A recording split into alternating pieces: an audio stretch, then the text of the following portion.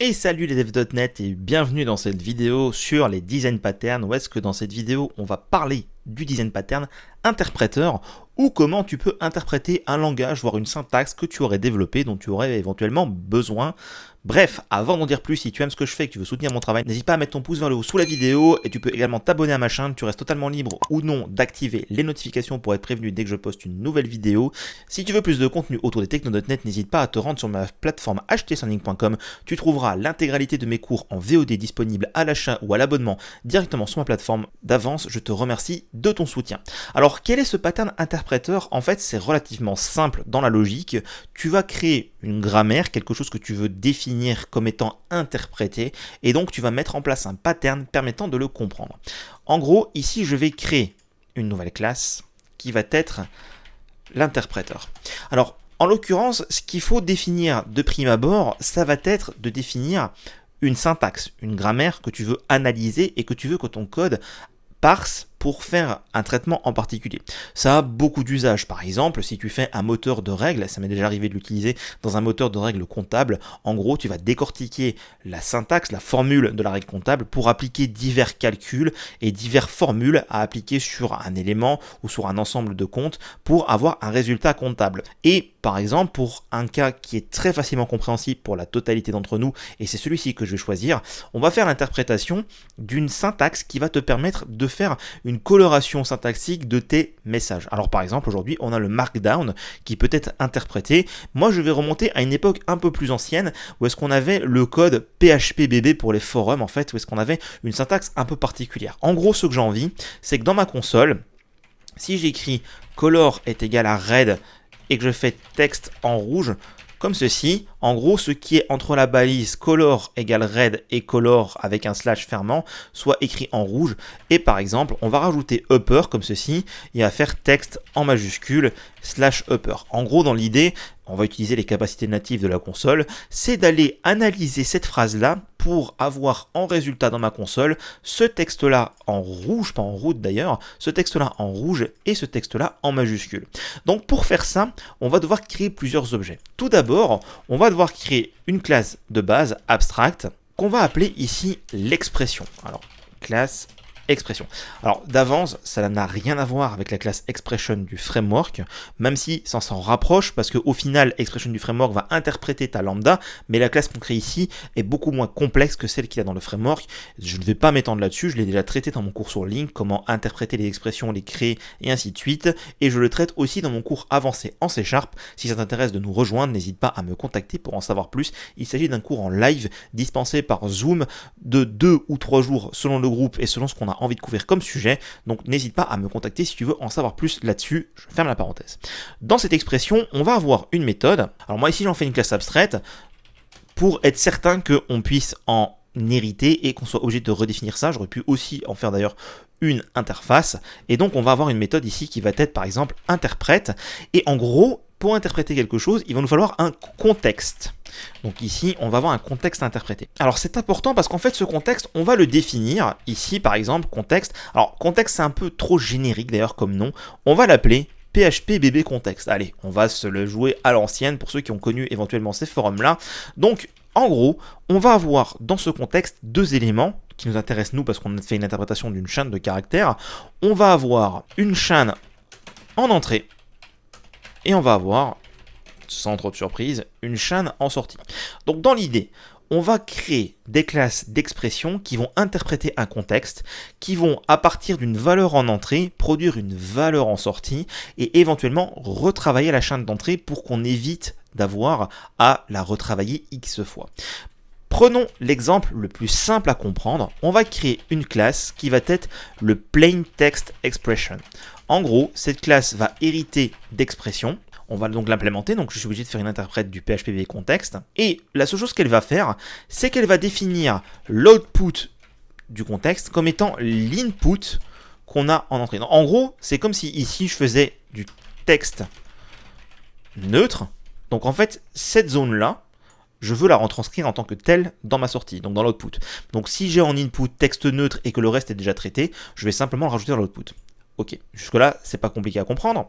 Et donc forcément, il va falloir agir. Donc on va faire un console.write de l'output qu'on vient de produire. Et on va mettre l'input à chaîne vide. Alors pourquoi est-ce que je mets l'input à chaîne vide? Parce qu'en fait, on va créer un moteur qui va analyser notre input et qui va passer dans les diverses expressions. Et au fur et à mesure qu'on passe dans les expressions, on va retravailler l'input pour éviter de repasser dedans et à la fin le terminer. Ça, c'est facile à comprendre le plain text, même si pour l'input égale vide, peut-être que tu n'as pas encore tout compris. Mais dans l'idée, ça va tout simplement afficher sur la console, la sortie est égale à ce qu'on a en entrée. Ok. Ensuite, on va créer une vraie expression, si je puis dire. On va créer l'expression qui va analyser ce color est égal à red. Donc ici, par exemple, on va mettre la color expression. Donc, bien entendu, je suis obligé d'implémenter la classe abstraite. Alors pour les couleurs, on peut le faire de plusieurs façons. Moi, ce que je vais faire, c'est que je vais faire en sorte que les couleurs qui soient là correspondent aux couleurs qu'on a sur la console. Donc, on va prendre un constructeur qui va prendre en paramètre la couleur qui nous intéresse et on va la stocker dans un champ. Dans l'idée, cette couleur va nous permettre de savoir comment on va sortir les infos sur la console. Une fois que je fais l'interprétation, je vais commencer par faire un test. If color, en l'occurrence, est égal à red par exemple. Dans ce cas-là, je mets console.foregroundColor est égal à red. Alors ici, je fais quelque chose de totalement fermé qui ne respecte donc pas le principe solide au Open Close Principle, où est-ce qu'en fait, si je veux rajouter des couleurs, je suis obligé d'aller modifier ce if.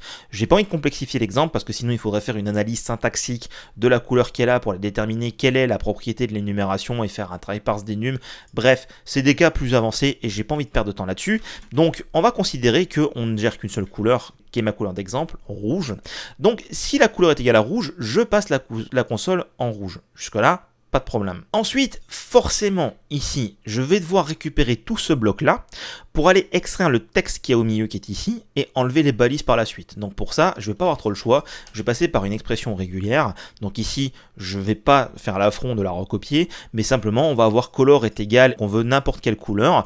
Là, on va aller extraire la valeur du texte qu'il y a entre les deux balises. Donc ça va nous permettre en fait de récupérer l'information.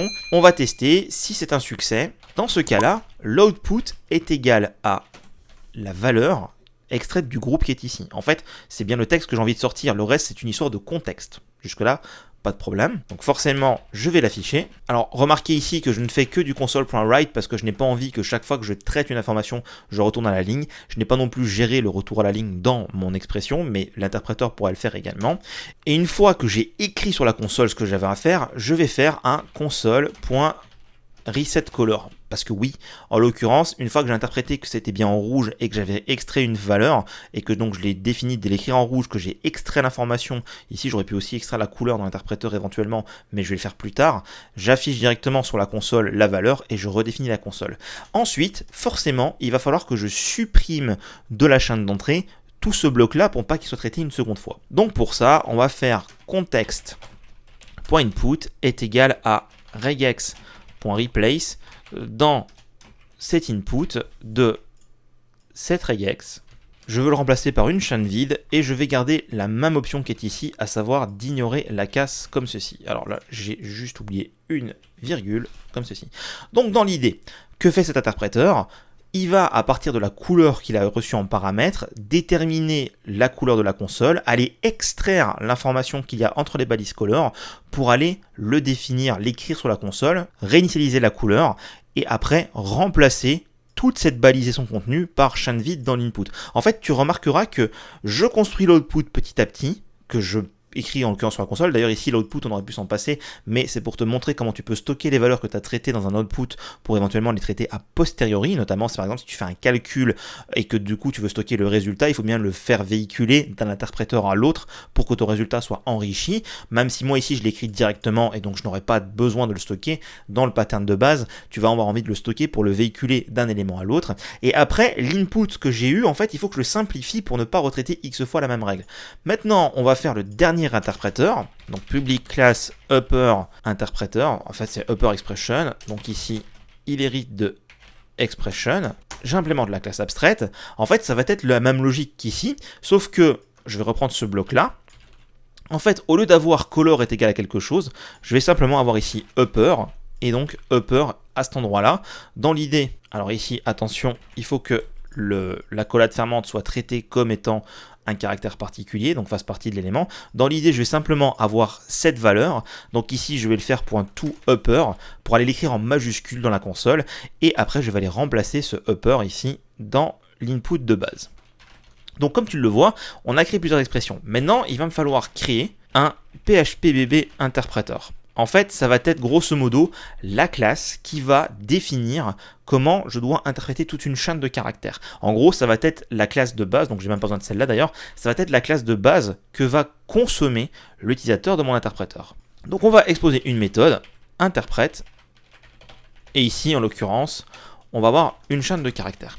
Donc dans l'idée, je vais aller créer une collection d'expressions, donc je vais les mettre en plus petite, donc je vais créer une collection avec toutes ces expressions-là, pour aller passer ma chaîne, créer un contexte et aller passer ma chaîne dans toutes ces expressions-là, et vu que ces expressions font une sortie, à la fin j'aurai le texte dans l'état où je m'y attends. Donc la première chose à faire, ça va être de créer le contexte, donc new PHPBB contexte, on va avoir l'input qui est égal à l'input, et l'output qui est égal à chaîne vide. Une fois que j'ai créé mon contexte, qu'est-ce que je vais faire? Eh bien je vais faire une boucle while, tant que le context.input.length est supérieur à 0. En gros, dans l'idée, comme tu l'as vu quand on a fait les interpréteurs, à chaque fois qu'on traite une balise, qu'on traite un morceau, on le remplace dans l'input et on le met dans l'output. Même si pour le coup, l'output n'est pas forcément nécessaire. En plus, il est chaque fois affecté, il n'y a pas de plus égal, mais ça peut être utile, notamment si tu fais par exemple une formule mathématique et que chaque fois que tu passes dans l'interpréteur, ça bouge le résultat et tu pourrais très bien dans ton contexte avoir aussi la liste de toutes les opérations que tu as réalisées. Donc ici, on va faire un test. On va tester en fait les différents cas qu'on peut rencontrer. On va faire si context.input démarre avec la balise color égale, comme ceci, avec un guillemets, ça veut dire qu'on veut commencer à traiter la balise color. Alors pour être certain que ce soit bien la balise color, et vu qu'en plus dans notre interpréteur on lui passe en paramètre de constructeur la couleur, c'est pas lui qui en est responsable, on va l'extraire avec une regex. Donc ici je reprends une regex qui était déjà prête d'avance, où est-ce qu'en fait tu as la balise color et là tu as l'extraction du groupe de la color, ce qui va permettre en fait de faire une new color expression en passant le match.group de 1.value. Donc en fait, ce qu'il y a entre les deux guillemets de la couleur. Et là, après, on peut faire un interprète de contexte. Alors pour être totalement secure, on va faire if match.success pour être certain que c'est pas un faux positif. Et donc, je crée mon expression et j'interprète le contexte. Je te rappelle que si je vais voir ici dans le détail, tu peux le voir qu'une fois que ça a été interprété, qu'on a bien extrait les informations, l'input est remplacé. Ce qui veut dire qu'en fait, dans la console, j'aurai texte en rouge et en gros, cette partie-là aura tout simplement disparu de ma chaîne. Donc je n'aurai plus que upper à traiter. Donc on continue, on va faire un else if context.input.starsWith upper. Dans ce cas-là, on va faire exactement la même chose. On va créer un new upper expression et on va faire un interprète du contexte. Ici, pas besoin d'extraire une valeur, vu qu'en fait, pour le color, on veut extraire la valeur de la couleur pour la passer à notre expression. Ici, pour le upper, on ne fait qu'une mise en majuscule, et donc le upper qui est là, lui, ce qu'il va faire, c'est qu'il va aller extraire ce qui est entre les deux balises, le mettre en majuscule, faire un output, et le remplacer dans l'input. Ce qui veut dire qu'après, on aura ça qui aura également disparu. Donc, il va nous rester un seul cas, ça va être le new plain text expression .interprète de contexte. Alors il y a une faille dans mon implémentation parce qu'en fait aujourd'hui si on commence par ce plain text expression, la façon dont il a été codé fait qu'il va mettre l'input à chaîne vide, donc il va supprimer tout ce qu'il y a après, alors qu'en vrai il faudrait chercher dans le texte jusqu'à ce qu'on rencontre un crochet pour dire « attention, jusque là c'est du neutre, après c'est un crochet ». Vu que j'ai pas voulu complexifier l'exemple, ce que je vais faire c'est que je vais mettre en fait le texte neutre à la fin, comme ça ce sera remplacé, ça ce sera remplacé, et après le texte neutre sera éventuellement interprété. On pourrait complexifier l'exemple pour aller jusqu'au bout et traiter le texte neutre intelligemment, mais j'ai pas envie de complexifier l'exemple. Parce qu'en fait, ici, ce qu'il faut bien comprendre, c'est qu'on va simplement avoir un client qui va passer à travers toutes les expressions et évaluer notre output. Et là, notre output, en l'occurrence, est évalué directement au lieu d'être produit. On pourrait très bien le transformer. Et donc, une fois que tout ça c'est fait, en toute logique, une fois qu'on passe par le plain text expression, vu qu'on a mis context.input à chaîne vide, on va forcément sortir de la boucle while et donc arrêter la boucle. Ce qui veut dire dans mon programme, je vais reprendre la chaîne que j'avais mis ici en tant que commentaire.